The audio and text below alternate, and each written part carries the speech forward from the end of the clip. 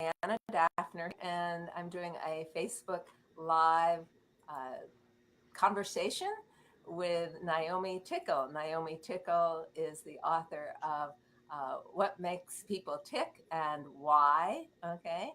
And Naomi is going to be telling us how our faces can reveal our personality, right?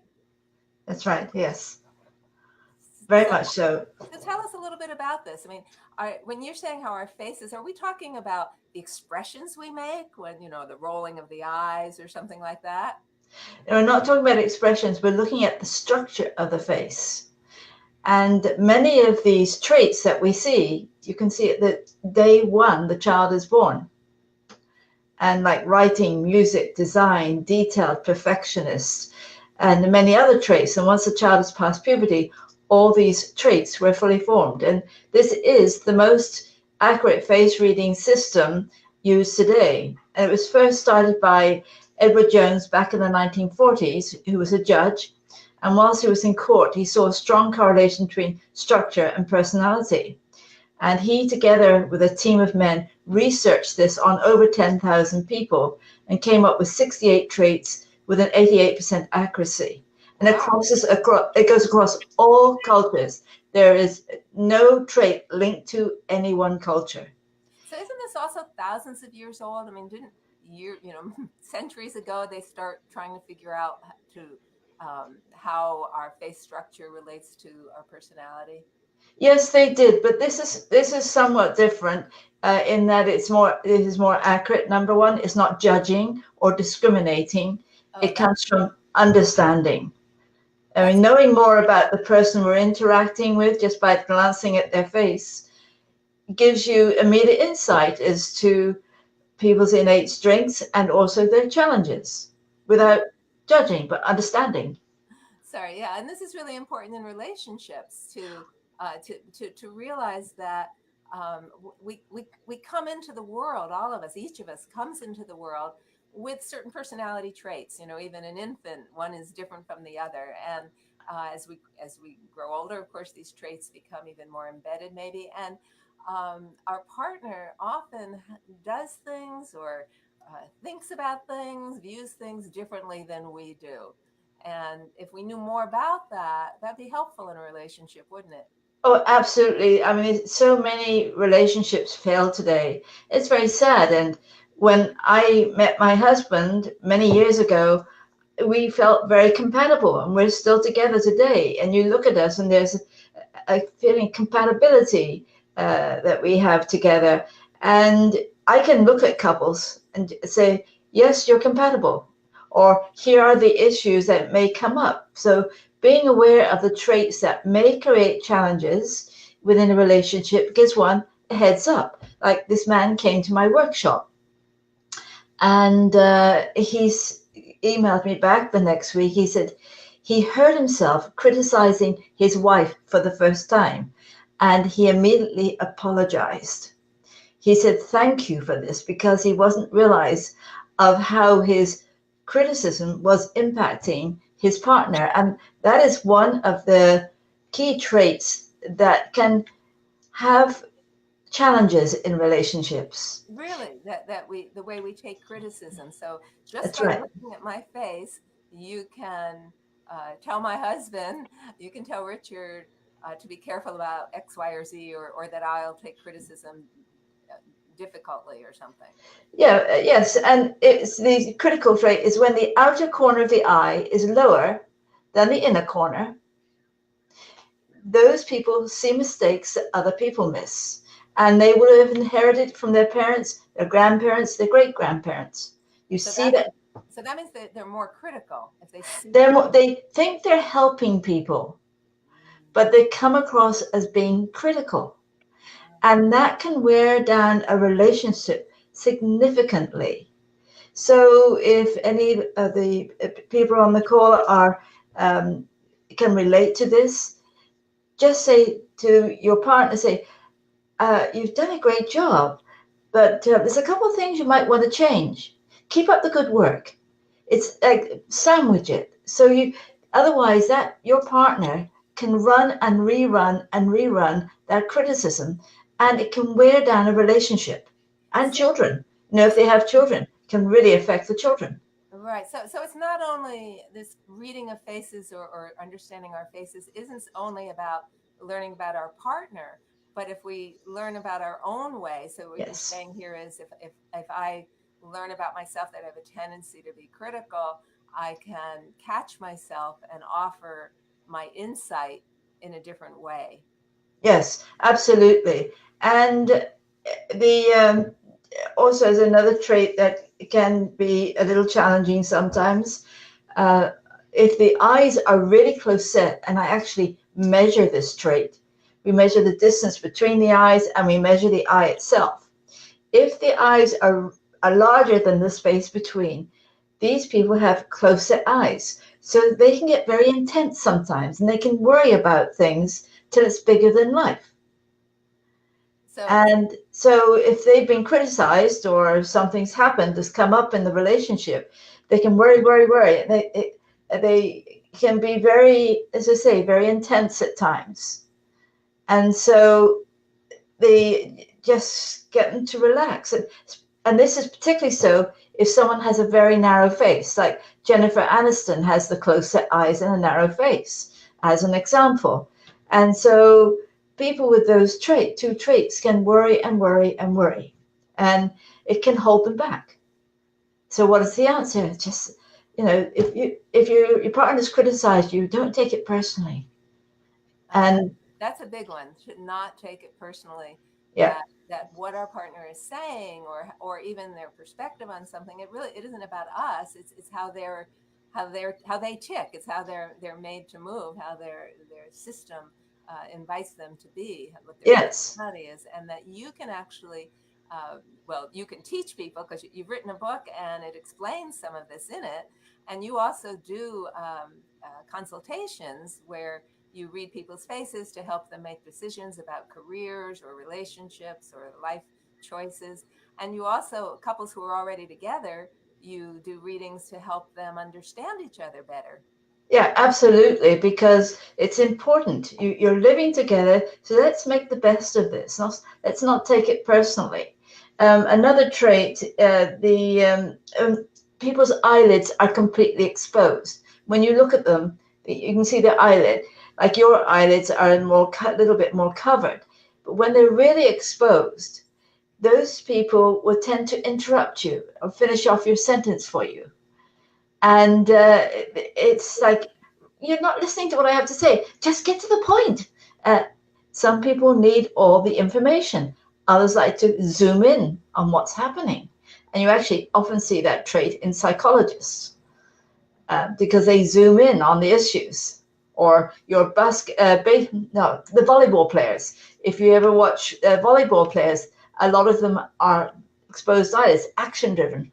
Come on, let's go. Let's do it now. And whereas, if someone has a covered eyelid, it's like they'll ask you question after question after question. And just when you think you've answered all the questions, they've got 1,000 more. So what you need to say is, I see you have a lot of questions, but can we just go over the most important things first?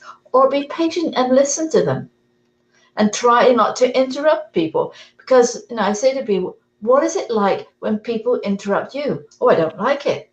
Think about that. Same as, what does it feel like when people criticize you? I don't like it. I grew up like that, with parents like that. Yeah. And so we have to think about it, what it's like to be on the receiving end. So And I have a tendency to interrupt because you're talking, and it's a little more challenging on this because we're not in the same room. You're in Northern California, I believe, and yes, we're in Florida. yeah. But then you have this very long filtrum. And so you have a drier sense of humor. Not everybody's going to get your jokes. Oh. They're rather unusual jokes. You see that in a lot of the British people.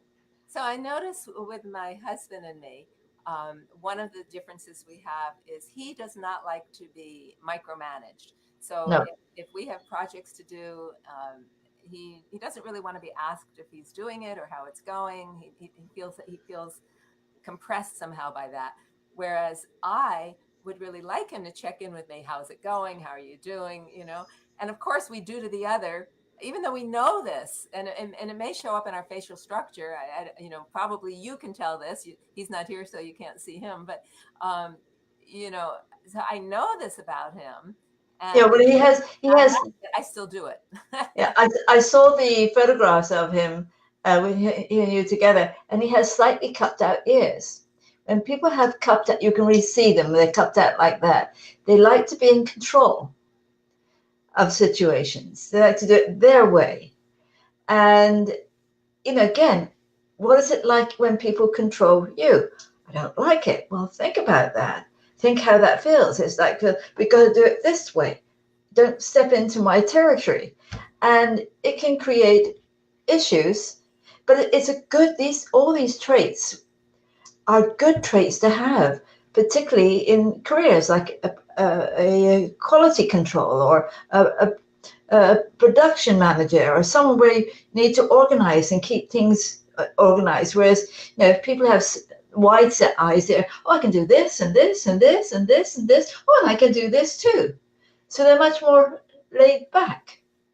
They're not quite as intense. So you get that in relationships, the laid back person, and they'll think their partners, God, just relax, get over it.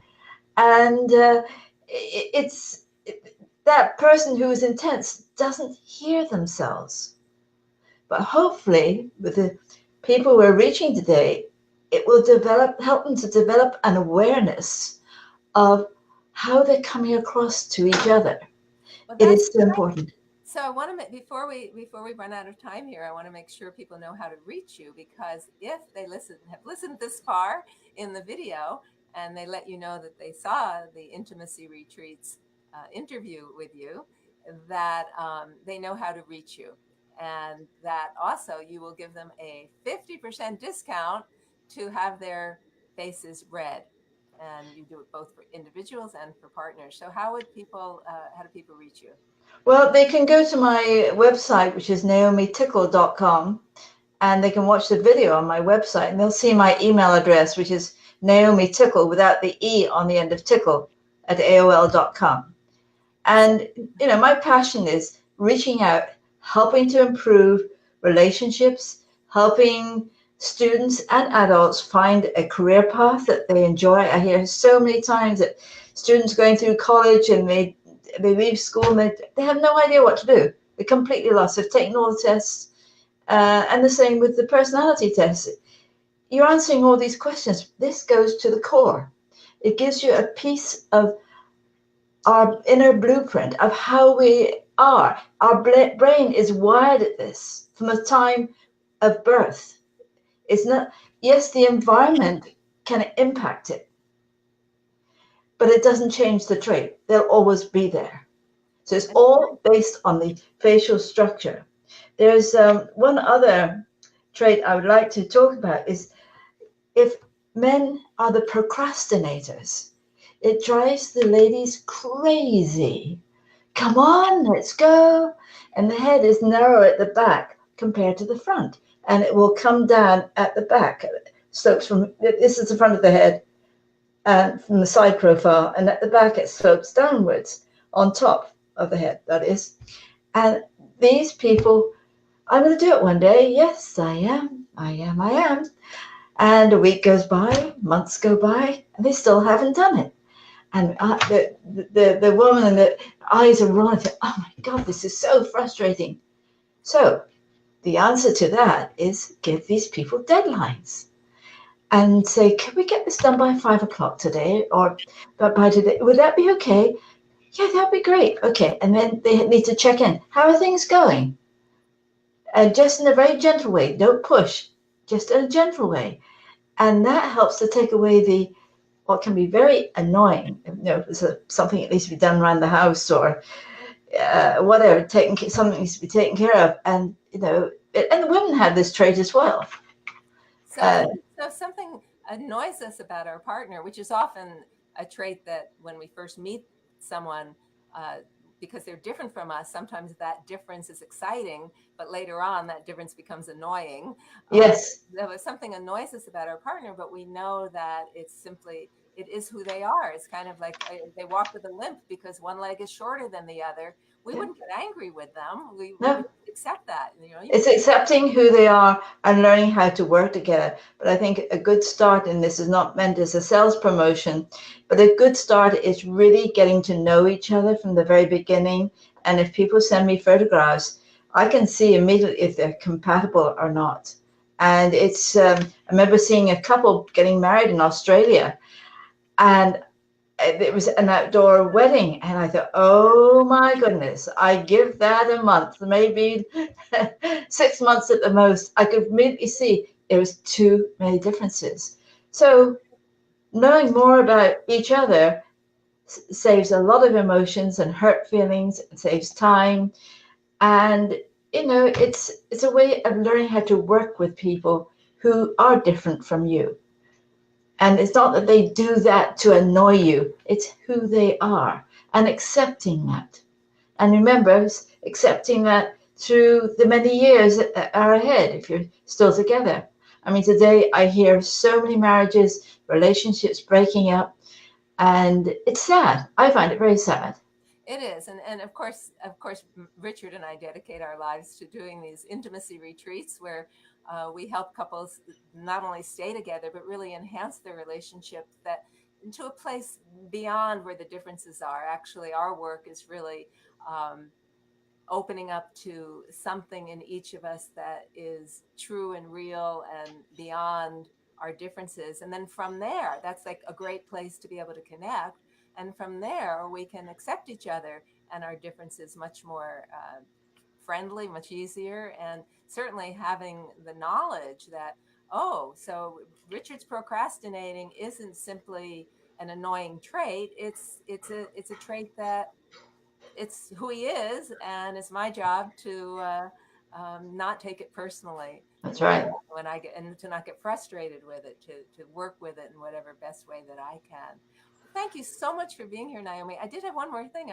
It's so curious. Your last name is Tickle, and Yes.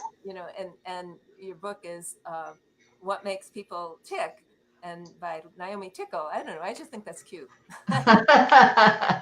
Yeah, there's not many tickles in the world. It gets me through a lot of situations which has been and and then also every time you meet someone, every time you see someone, is your, because you have all this knowledge, you look at someone and you immediately, your brain is kind of going, oh, this is this kind of person, and she's this and she's this and she's this. Is that a good thing, or does sometimes you just want to turn it off and well, just, I look at the potential in the person, oh, that's nice.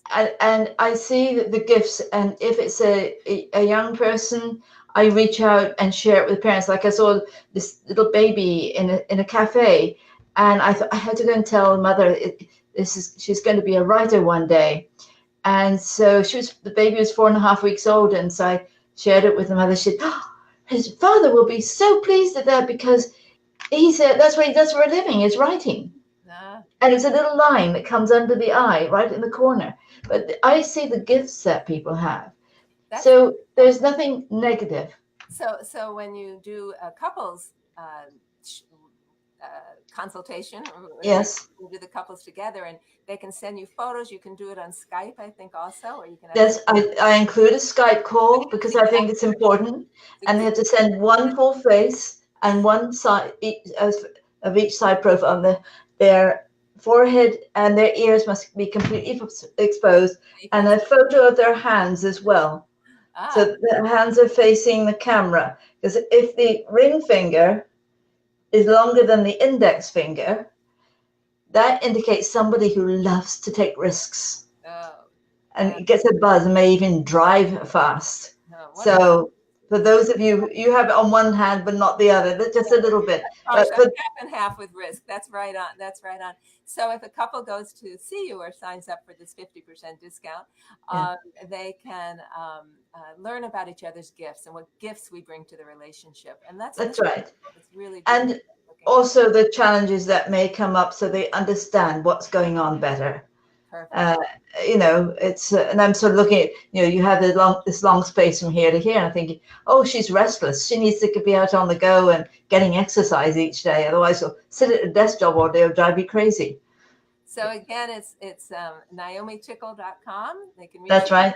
If they have any questions, will you check in on my page, because people might be dropping questions into the comments at one time or another. Absolutely. And Absolutely. And I'm happy with, people, sometimes people form a negative response to what I do, but there is no other system in the world that gets to the why in such a brief, just within the first few minutes. So I should warn everybody, once you've had their assessment, faces will never look the same again. Thank you so much for being with us today, Naomi. Well, thank you, Dan, and it's been a pleasure to be on your show. Okay, and we're at intimacyretreats.com and facebook.com/intimacyretreats. You'll find me there. Bye-bye.